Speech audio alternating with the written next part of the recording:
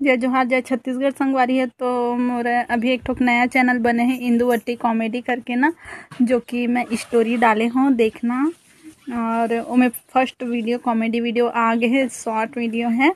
तो प्लीज़ जाके लाइक करना वीडियो ला और सब्सक्राइब कर देना चैनल ला, और कमेंट करके बताना का कमी है और का करना है, कैसे करना है, जो भी अपन आइडिया आते उस सब ला।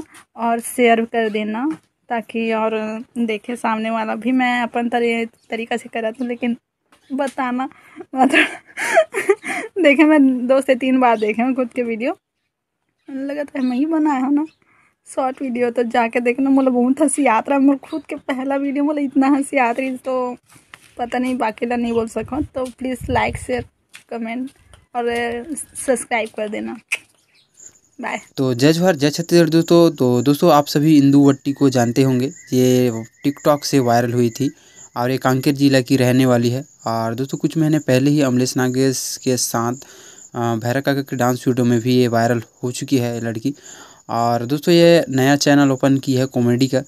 तो दोस्तों कॉमेडी चैनल में क्या बवाल मचाती है, आप लोग को कॉमेडी चैनल में आप लोग को देखने को मिलेगा।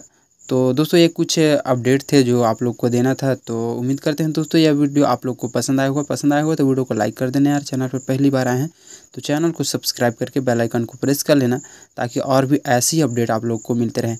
तो दोस्तों मिलते हैं किसी नेक्स्ट वीडियो में।